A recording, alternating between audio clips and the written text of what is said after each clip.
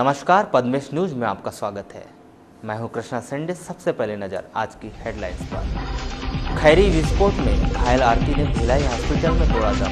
मृतकों की संख्या हुई 26। मरने से आधा घंटा पहले मां से फोन पर कहा था मैं ठीक हूँ। अंत्येष्टि कार्यक्रम में कलेक्टर, एसपी सहित प्रशासनिक अमला हुआ शामिल। खैरी फटाखा फैक्ट्री हादसे की न्यायिक जांच की मांग को लेकर सीटू जिला समिति ने खोला मोर्चा। रैली निकालकर जिला प्रशासन को सौंपा मांग पत्र। अवैध शराब पकड़ने गई आबकारी अमले को ग्रामीणों ने घेरा। वाहन में की तोड़फोड़, चालक हुआ घायल। 3 लोगों पर दर्ज हुआ अपराध। तिरोड़ी ग्राम कुंडा में एक महिला ने लगाई फांसी। मानसिक तौर पर थी अस्वस्थ और प्रतिभावान छात्राओं का एमएलबी स्कूल में समारोह पूर्वक किया गया सम्मान। अब समाचार विस्तार से। ग्राम खैरी में 7 जून को फटाखा फैक्ट्री में हुए विस्फोट में घायल 17 वर्षीय आरती चनाब की भिलाई के अस्पताल में उपचार के दौरान मौत हो गई। इस तरह खैरी विस्फोट कांड में मृतकों की संख्या अब 26 हो गई है। आपको बताएं कि नगर मुख्यालय से 5 किलोमीटर दूर ग्राम खैरी में फटाखा फैक्ट्री में 7 जून को हुए विस्फोट में 25 लोगों की मौत हो गई थी और 6 लोग घायल हुए थे, जिनमें से 3 लोगों का इलाज जिला मुख्यालय में चल रहा था और 3 घायलों का इलाज भिलाई के बर्न हॉस्पिटल में किया जा रहा था।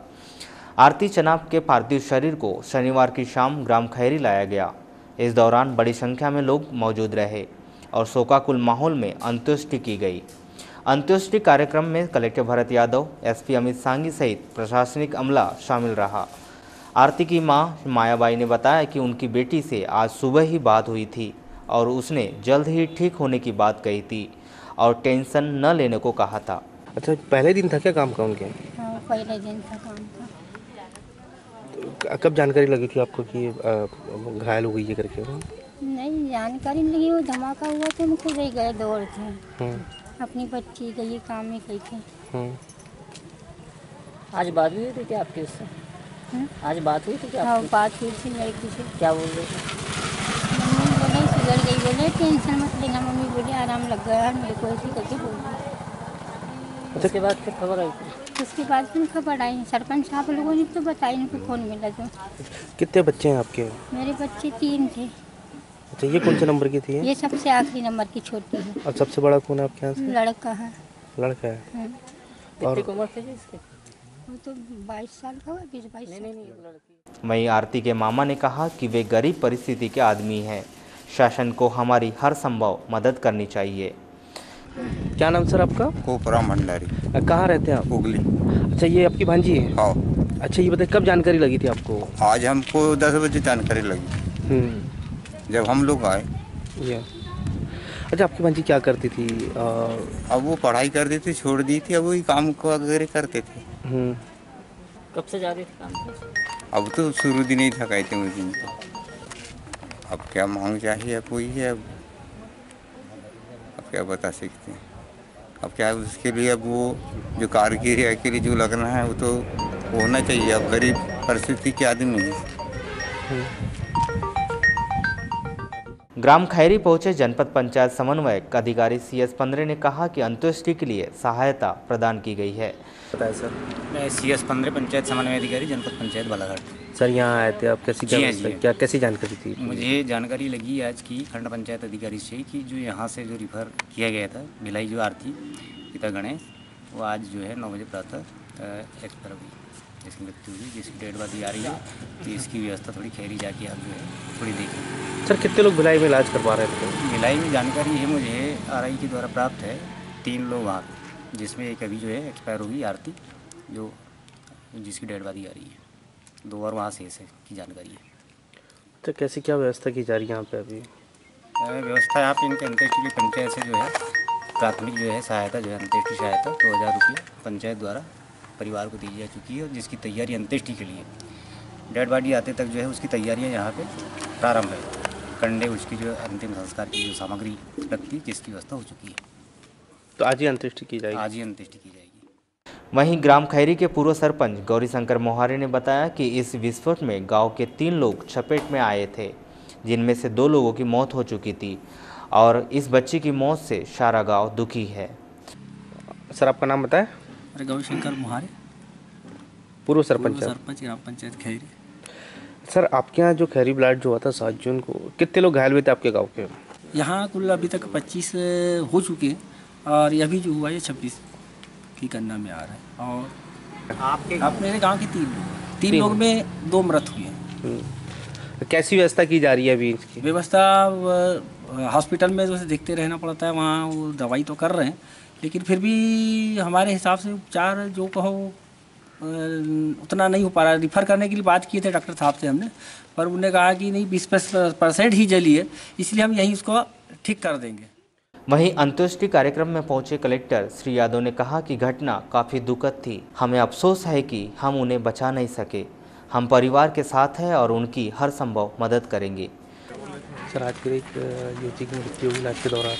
जो खैरी फटाखा दुर्घटना हुई उसमें जो 3 लोग घायल थे और भिलाई में उनका ट्रीटमेंट चल रहा था उसी दिन से, तो एक बिटिया आरती का आज सुबह देहांत हो गया और आज उनकी यहाँ पे पार्थिव शरीर आ गया है और बाकी अंतिम क्रिया हो रही है। और पूरा उसमें इलाज बहुत अच्छे हॉस्पिटल में चल रहा था, पूरी कोशिश की गई लेकिन उनको बचा नहीं पाए हम लोग और उनका दुखद निधन हो गया। आज हम लोग उनकी अंत्येष्टि में शामिल हुए हैं और इस दुख की घड़ी में परिवार के साथ हैं।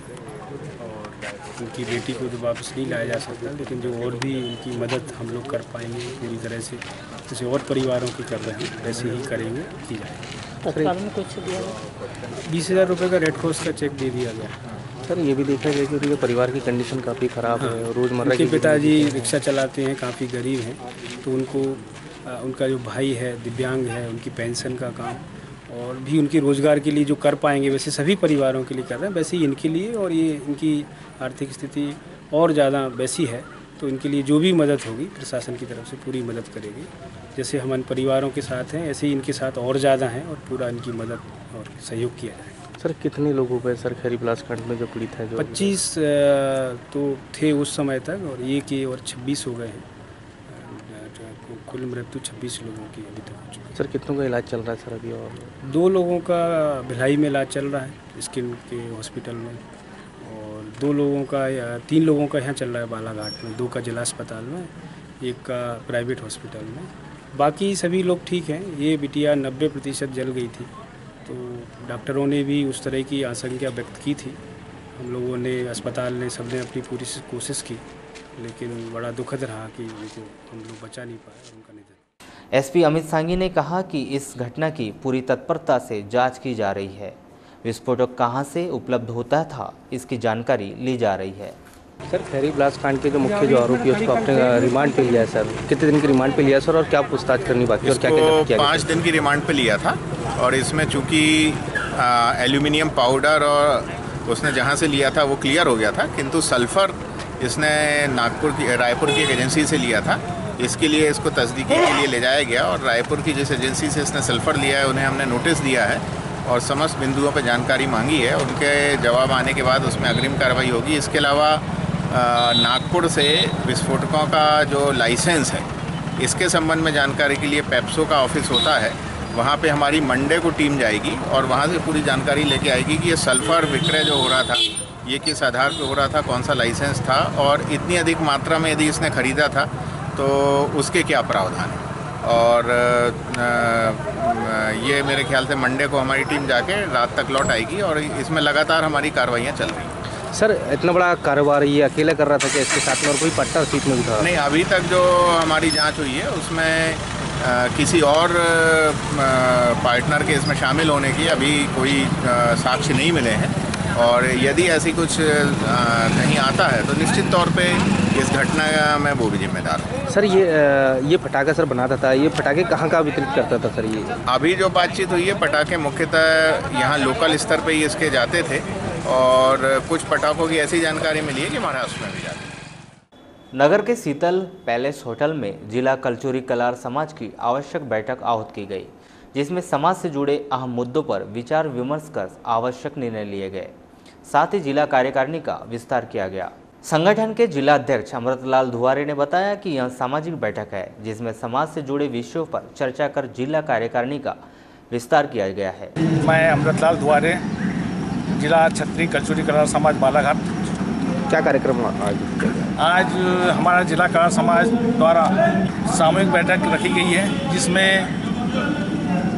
जिला कार्यकारिणी का विस्तार किया गया है और जिला कला समाज द्वारा आगे जो कार्यक्रम करने जा रहे हैं उसके बारे में विस्तार चर्चा की गई है, जिसमें सद्भाव मंदिर में मूर्ति स्थापना, सद्भाव चौक पे मूर्ति स्थापना और भवन निर्माण छात्रावास का भूमि पूजन उसका करना, और चौथा है प्रवेश द्वार, सद्भाव प्रवेश द्वार, इसके बारे में हमारी चर्चा हुई है। और इसी के लिए आज हट्टा थाना अंतर्गत ग्राम कुंडे में अवैध शराब पकड़ने गए आबकारी अमले को ग्रामीणों ने घेर कर हमला कर दिया और वाहन में तोड़फोड़ की। इस दौरान वाहन चालक घायल हो गया। इस मामले में सहायक जिला आबकारी अधिकारी SD सूर्यवंशी द्वारा की गई रिपोर्ट पर 3 लोगों के खिलाफ मामला कायम कर जांच शुरू कर दी गई है। किसानों की समस्याओं को लेकर आम आदमी पार्टी ने 9 सूत्रीय मांगों के तहत शनिवार को जिला प्रशासन को ज्ञापन सौंपा। इस संबंध में जिला संगठन सचिव अरविंद चौधरी ने अपने विचार कुछ इस प्रकार व्यक्त किए। अरविंद चौधरी, जिला संगठन सचिव आम आदमी पार्टी। इन मांगों को लेकर क्या ज्ञापन सौंपा आपने आज? अभी मंदसौर में जो घटना हुई किसानों की, उसको लेकर के जो है अपने जय जवान जय किसान का नारा लाल बहादुर शास्त्री जी ने दिया। उस जैसे जवान को शहीद का दर्जा मिलता है, वैसे ही हमारे किसान को शहीद का दर्जा दिया जाना चाहिए, ये हमारी मांग है। और पूरे किसानों को जो है कर्ज मुक्त किया जाए। और हमारे जो स्वामीनाथन आयोग की रिपोर्ट है 2006 से संसद पटल पे पड़ी हुई है, जो कुर्सी के नीचे दबा करके रखा गया, और वो कांग्रेसियों ने 2014 तक के स्वामीनाथन आयोग की रिपोर्ट पर लागू नहीं किया। और आज जो है वो स्वामीनाथन आयोग की रिपोर्ट अगर लागू हो जाती तो किसान देश का सुखी हो जाता। उसके बाद में भारतीय जनता पार्टी आई उसी मुद्दे को लेकर के और स्वामीनाथन आयोग की रिपोर्ट को लागू नहीं किया। और आज जिस इससे उन किसानों को मंदसौर में अपनी मांग को मांगते हुए, जो किसान अपनी मांग पे अड़े हुए थे, उनके ऊपर में गोली चलाने का काम किया। तो मुझे याद आता है 1 जनवरी 1998 को बैतूल में गोलीकांड हुआ था, जिसमें 18 किसान को कांग्रेस के शासनकाल में, दिग्विजय सिंह के शासनकाल में किसानों के ऊपर में गोली से भून दिया गया था। आज उसी नक्शे कदम पे भारतीय जनता पार्टी भी 2017 में 6 किसानों को भून दी। और ये नाटक बंद करे कांग्रेस, ये नाटक बंद करे किसानों की आवाज़ उठाने का। भारतीय जनता पार्टी किसानों के मुद्दे के ऊपर में बोलने लायक नहीं रही। ये दोनों खूनी सरकार है। ये दोनों सरकार को जड़ से साफ करने के लिए आज पूरे प्रदेश का किसान जो है लामबंद है। और जितने आंदोलन चल रहे हैं ये सिर्फ किसान आंदोलन। क्या मांग है आप लोग? इसमें हमारी मांग है कि उन परिवार को जो किसान शहीद हुए हैं उनको शहीद का दर्जा मिले, और हमारे जो स्वामीनाथन आयोग रिपोर्ट है उसको लागू करें, जल्द से जल्द लागू करें। भारतीय जनता पार्टी अल्पसंख्यक मोर्चे के द्वारा शनिवार को जामा मस्जिद में रोजा इफ्तार पार्टी का आयोजन किया गया, जिसमें मुस्लिम समुदाय के लोगों ने बढ़ चढ़कर हिस्सा लिया। कृषि मंत्री गौरीशंकर बिसेन के निर्देश पर आयोजित इस इफ्तार पार्टी में रोजेदारों ने रोजा इफ्तार कर दुआएं मांगी। साथ ही रोजाना की तरह मस्जिद में मगरिब की नमाज अदा की गई। आयोजित इस इफ्तार पार्टी के संदर्भ में जानकारी देते हुए प्रदेश अल्पसंख्यक मोर्चे के कार्यकारिणी सदस्य अनीस मेमन ने चर्चा के दौरान बताया कि आयोजित इस इफ्तार पार्टी में कृषि मंत्री गौरीशंकर बिसेन आने वाले थे, लेकिन मंडला में आयोजित किसी कार्यक्रम के चलते उनका आना नहीं हो सका। उन्होंने बीजेपी अल्पसंख्यक मोर्चे की ओर से तमाम लोगों को रमजान की तहे दिल से मुबारकबाद पेश की है। भारतीय जनता पार्टी अल्पसंख्यक मोर्चे के द्वारा आज मुस्लिम समाज के लिए रोजा इफ्तार का आयोजन जामा मस्जिद के पास किया गया था, जिसमें हमारे क्षेत्र के विधायक मध्य प्रदेश के कैबिनेट मंत्री माननीय गौरीशंकर बिसेन जी शामिल होने वाले थे, लेकिन मंडला में कुछ प्रोग्राम के कारण वो लेट हो गए। और ये प्रोग्राम आज जो रोजा इफ्तार का है उन्हीं के निर्देशानुसार बालाघाट में रखा गया था, उनके विधायक उनके क्षेत्र के अंदर। और भारतीय जनता पार्टी अल्पसंख्यक मोर्चा सभी लोगों को माह रमज़ान की तहे दिल से मुबारकबाद देता है और सभी को जो रोजगार थे उन लोगों से, रोजगारों से ज़्यादा से ज़्यादा। तिरोड़ी थाना अंतर्गत ग्राम छतेरा में 40 वर्षीय महिला हस्तकला बाई नेवारे ने फांसी लगाकर आत्महत्या कर ली। बताया जा रहा है कि पिछले 5-6 दिनों से उसकी मानसिक स्थिति ठीक नहीं थी। मामले की जांच पुलिस द्वारा की जा रही है। शहर की सांस्कृतिक संस्था नूतन कला निकेतन में शनिवार को आपस की बात कार्यक्रम का आयोजन किया गया। जिसमें वर्ष भर निकेतन द्वारा आयोजित होने वाले कार्यक्रमों की जानकारियां दी गई। साथ ही रंगमंच पर बाबूजी नामक नाटक की प्रस्तुति की गई, जिसके बाद आपस की बात कार्यक्रम का आयोजन हुआ। आयोजित इस कार्यक्रम की शुरुआत दीप प्रज्वलित की गई, जिसमें नूतन कला निकेतन के अध्यक्ष, समस्त पदाधिकारी, प्रशिक्षक व अन्य गणमान्य नागरिकों ने दीप प्रज्वलित किया। आयोजित इस कार्यक्रम के संदर्भ में जानकारी देते हुए नूतन कला निकेतन के अध्यक्ष रूप बलवाले ने कहा कि नूतन कला निकेतन के माध्यम से युवाओं को एक नया प्लेटफॉर्म दिया जा रहा है। साथ ही युवाओं की छुपी हुई प्रतिभाओं को मंच के माध्यम से बाहर निकालने का काम किया जा रहा है।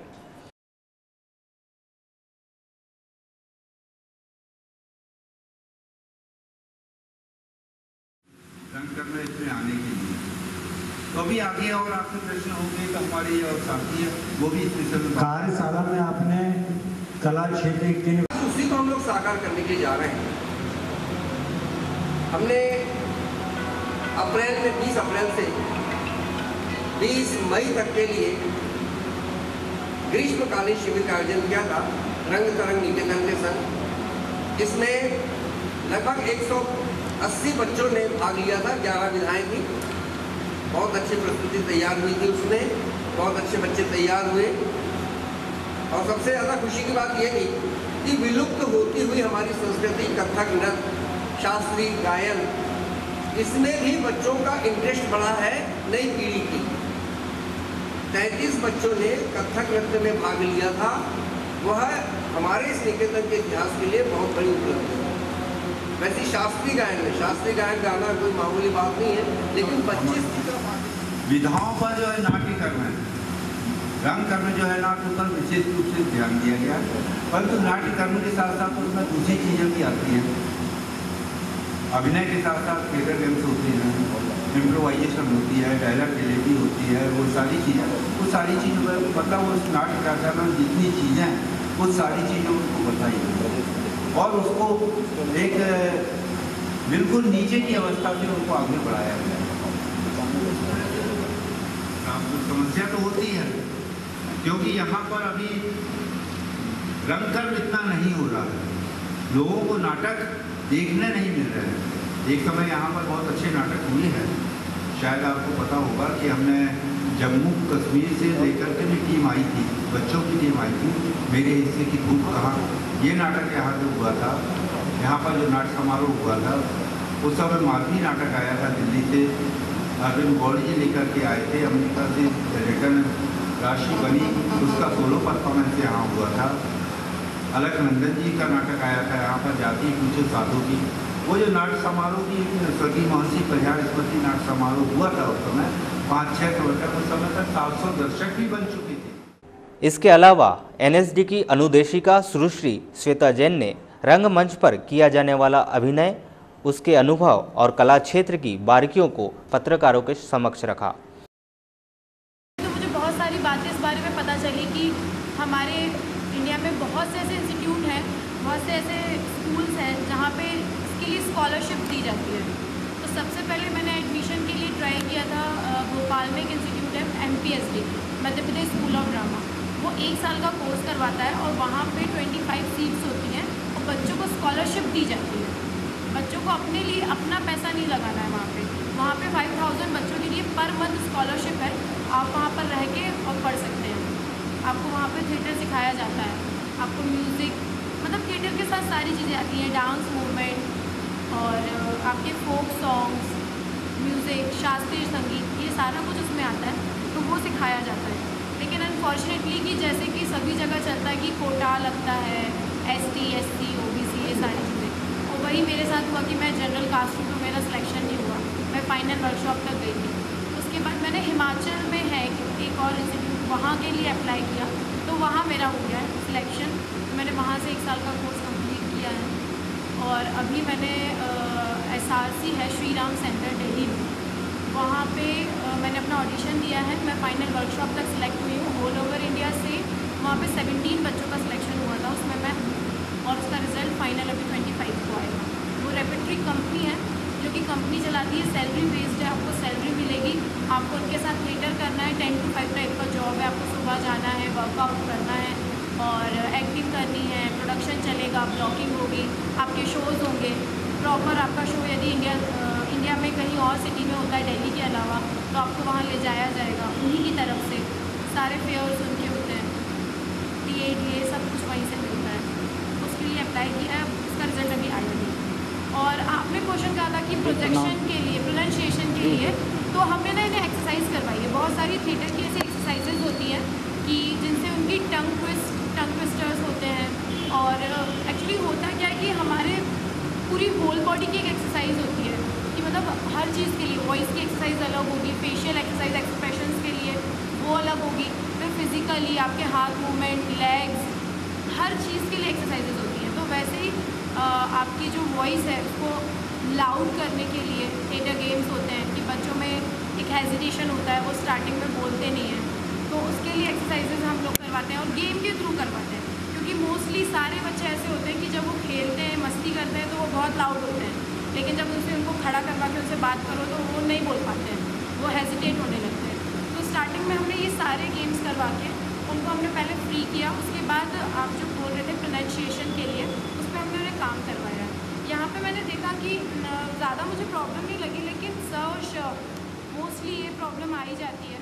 और काफ़ी लोग ऐसे हैं जिन्हें तो अभी पता भी नहीं है कि हिंदी में नहीं करता है, मतलब ये सोच रहे हो, उनको लगता है कि अच्छा एक्टिंग कर रहा है, पढ़ाई में बुद्धू होगा इसलिए एक्टिंग कर रहा है। तो ये सोच मैं चाहती हूँ कि मतलब लोगों तक कन्वे हो कि हम जो एक्टर्स हैं, हम जो आर्टिस्ट हैं, हमारी लाइफ शायद ही किसी डॉक्टर, शायद ही किसी इंजीनियर या किसी SI इनसे कम वो होती होगी, कम डिफ़िकल्ट होती होगी, उनसे ज़्यादा डिफ़िकल्ट लगती है मुझे। क्योंकि आपको CS बनना है, आपको डॉक्टर बनना है, आपको इंजीनियर बनना है, आप इंजीनियरिंग करोगे, आप एक ब्रांच चूज़ करोगे, आप उसके लिए पढ़ाई करोगे। आपको डॉक्टर बनना है, आप मेडिकल पढ़ोगे। आपको एक्टर बनना है, आपको सब कुछ पढ़ना है। आपको सपोज़ मैं एक बहुत छोटा सा एग्जांपल दे रही हूँ कि मैं आज एक्टर हूँ।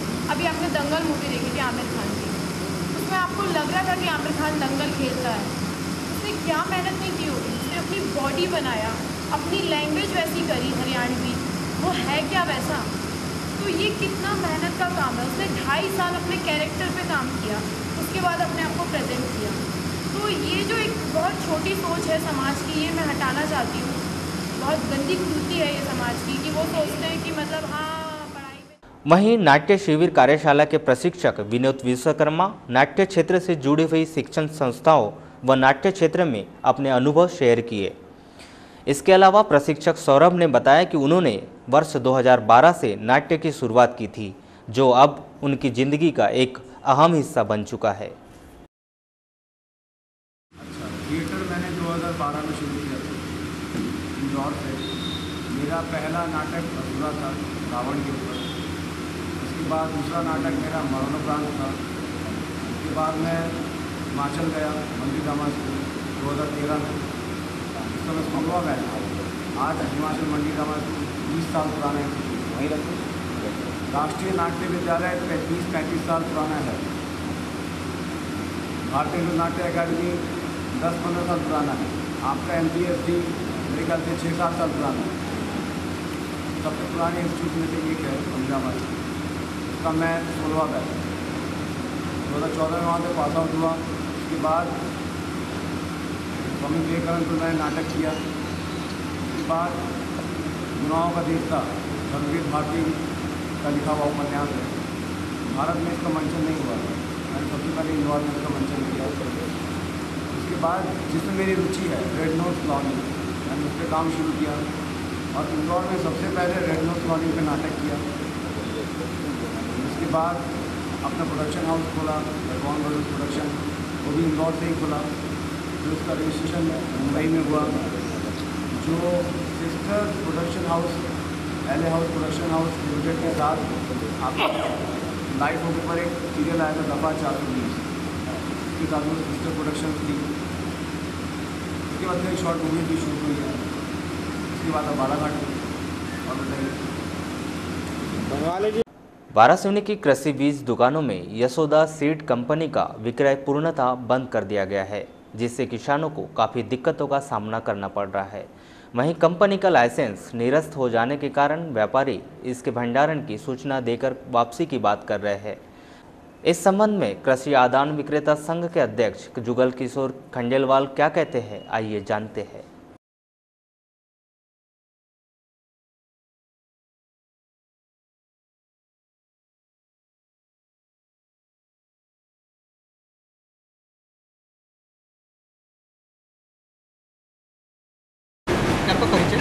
जुगल किशोर खंडेलवाल खाद भंडार वाराणसी। हमारे सारा व्यापारी बंधुओं से निवेदन है कि शासन ने यशोदा सीड कंपनी में प्रतिबंध लगा दिया है। हमारा कोई भी व्यापारी जिस दिन से प्रतिबंध लगा है, विक्रय प्रतिबंध किया गया है, उस दिन से यशोदा सीड का कोई भी व्यापारी माल नहीं बेच रहा। और हमने सर से निवेदन किया है कि जो हमारे पास में स्टॉक है हम उसको जल्द से जल्द कंपनी को वापस कर दें। तो भैया किसानों को डिमांड की जाती है उसकी कि भैया वो धान चाहिए हमको बीच। किसान के द्वारा वेराइटी की डिमांड की जाती है, कंपनी के ब्रांड की डिमांड नहीं की जाती। वैरायटी की जाती है। वेराइटी की जाती है, जैसे श्री राम धान होना उसको, तो हम लोग श्री राम की जगह उसको दफ्तरी का 1008 दे देते हैं, कावेरी सीड का चिंटो दे देते हैं, और भी दूसरी कंपनियों के पास में भी बीज की बहुत उपलब्धता है। हम उस माल को उस फार्मर को या किसान को दे रहे हैं। यशोदा सीड्स की नहीं दिया। यशोदा सीड का बिल्कुल विक्रय प्रतिबंध है हमारी तरफ से। जो संग्रहण है उसको ही वापसी जो संग्रहण है हम उसको कंपनी को तत्काल वापस करने की कोशिश कर रहे हैं। सर वाराणसी शहर में सभी जगह, वाराणसी शहर में आपको किसी भी दुकान में माल मिलेगा, विक्रय नहीं होगा। विक्रय बिल्कुल नहीं होगा। वहीं दूरभाष पर चर्चा के दौरान कलेक्टर भरत यादव ने कहा कि यशोदा सीड द्वारा खराब बीज की बिक्री की शिकायत पर कंपनी का लाइसेंस निरस्त किया गया है। इनके बीज का विक्रय पूर्ण रूप से प्रतिबंधित है। वाराणसी के वार्ड नंबर 6 में निवासरत सेवानिवृत्त आर्मी अधिकारी मिस्त्री लाल तुलकर के मकान में अज्ञात चोरों ने धावा बोलकर जेवरात और नगद 20,000 रुपये पर हाथ साफ कर फरार हो गए। घटना के दौरान परिवार घर में ही सोया हुआ था। इस घटना की खबर पुलिस को दी गई। पुलिस ने मौके पर पहुंचकर आवश्यक कार्रवाई करते हुए अज्ञात चोरों पर मामला पंजीबद्ध किया गया है। मध्य प्रदेश ग्रामीण सड़क विकास प्राधिकरण बालाघाट के महाप्रबंधक का पदभार शनिवार को छिंदवाड़ा से स्थानांतरित होकर आए एमआर महोबे ने विधिवत संभाला। इस अवसर पर पूर्व महाप्रबंधक केएम वर्मा को समस्त स्टाफ द्वारा विदाई समारोह पूर्वक दी गई। गौरतलब है कि पूर्व महाप्रबंधक श्री वर्मा का स्थानांतरण मंडला जिले में हुआ है। आइए जानते हैं क्या कहते हैं महाप्रबंधक एमआर महोबे और पूर्व महाप्रबंधक केएम वर्मा।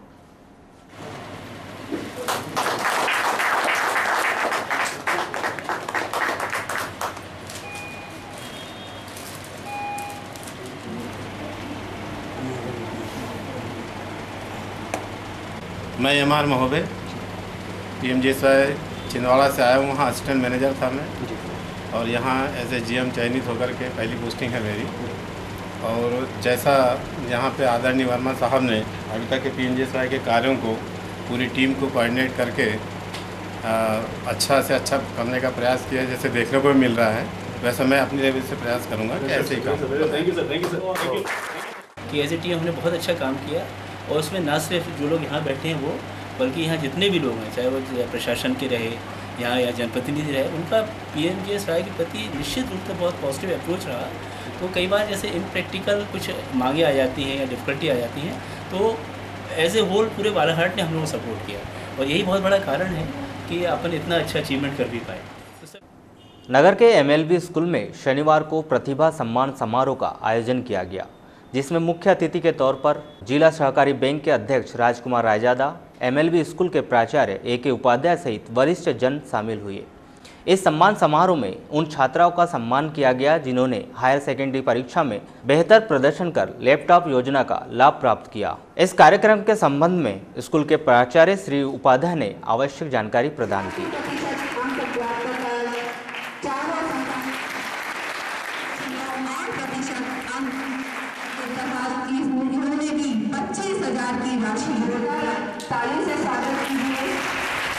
और 10वीं का मतलब अधिक होकर के लगभग 88% रिजल्ट 12वीं का रहा है, और 3% रिजल्ट 10वीं का बढ़ करके 62.2% रिजल्ट रहा है। इसमें लगभग 8 बच्चियां 12वीं की, इन्होंने 85% से अधिक अंक अर्जित किया है। और हम लोग निरंतर ये प्रयास रहते हैं कि बच्चे अपने जीवन में सफल हों, अच्छा ज्ञान अर्जित करें, और उत्तरोत्तर 3 वर्षों में विद्यालय का परीक्षा परिणाम।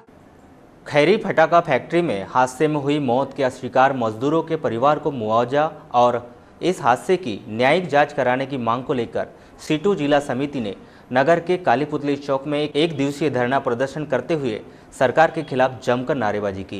जिंदाबाद जिंदाबाद जिंदाबाद, जिला प्रशासन होश में आओ, मेरी बड़ा का कारखाना दुर्घटना के लिबापोती नहीं चलेगी, नहीं चलेगी, नहीं चलेगी। मेरी दुर्घटना में मारे गए मजदूरों के परिवार को 25 लाख रुपए मुआवजा देना होगा, देना होगा, देना होगा। किसानों को 1 करोड़, मजदूरों को 2 लाख रुपया नहीं चलेगा, नहीं चलेगा, नहीं चलेगा। मजदूरों का सम्मान जनक मुआवजा देना होगा, देना होगा, देना होगा। मजदूरों के परिवार को सरकार मुआवजा देना होगा, देना होगा, देना होगा। अभी लड़ाई है, आगे और लड़ाई है, अभी तो यही लड़ाई है, आगे और लड़ाई है।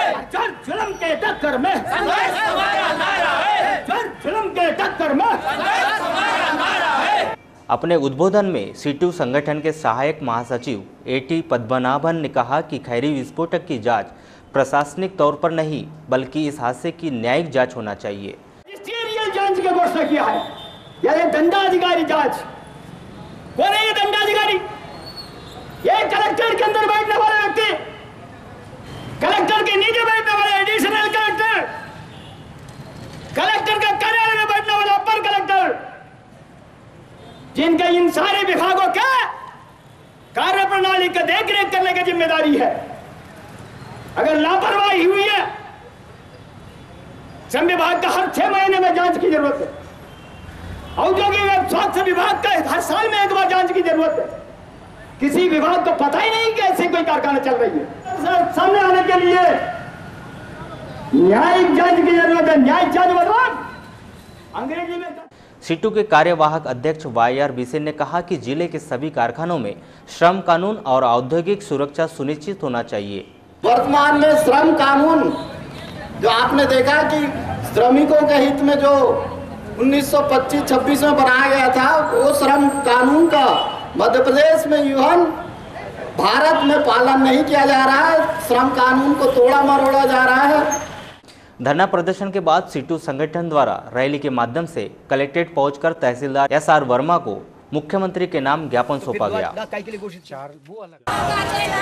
तो ये अगलाई है, अभी तो ये अगलाई है, अभी तो ये अगलाई है। वहीं तहसीलदार श्री वर्मा ने संगठन की बात वरिष्ठ अधिकारियों तक पहुंचाने की बात कही है। उनको नहीं मालूम कि वास्तव में गरीब कौन है, इसलिए ये दुर्दशा है। चलो ठीक है, ठीक है। ये मामला वो मुआवजा की राशि बढ़ाने की मांग कर रहे हैं, जो अभी मिल रही है उसको 25 लाख की उनकी मांग। अभी कितना दिया जा चुका? अभी तो अनुदान से शासन से 2 लाख रुपए दिए ना, मरने वाले को, घायलों को 50,000। किस प्रकार की कार्रवाई हुई? कार्रवाई चल रही है। जो RBC 6-4 के तहत हम अलग मुआवजा दे रहे हैं, RBC 6-4 के तहत जी सर, उनको 4 लाख रुपए अलग दिए, रेड क्रॉस से अलग दिए, साथ। ग्राम खैरलांजी के वार्ड नंबर 7 में एक बालक द्वारा आत्महत्या किए जाने का मामला सामने आया है, जिसमें स्थानीय निवासी 15 वर्षीय बालक सुभाष पिता राजकुमार नन्हे द्वारा फांसी लगाकर अपनी जीवन लीला समाप्त किए जाने की बात कही जा रही है। प्राप्त जानकारी के अनुसार मृतक सुभाष नशा करने का आदी था, जिससे नशा की पूर्ति न होने के चलते आत्महत्या कर ली। स्थानीय पुलिस ने मर्ग कायम कर आगे की जाँच शुरू कर दी गई है। अब अंत में मुख्य समाचार एक बार फिर। खैरी विस्फोट में घायल आरती ने भिलाई हॉस्पिटल में तोड़ा दम, मृतकों की संख्या हुई 26। मरने से आधा घंटा पहले मां से फोन पर कहा था मैं ठीक हूँ। अंत्येष्टि कार्यक्रम में कलेक्टर SP सहित प्रशासनिक अमला हुआ शामिल।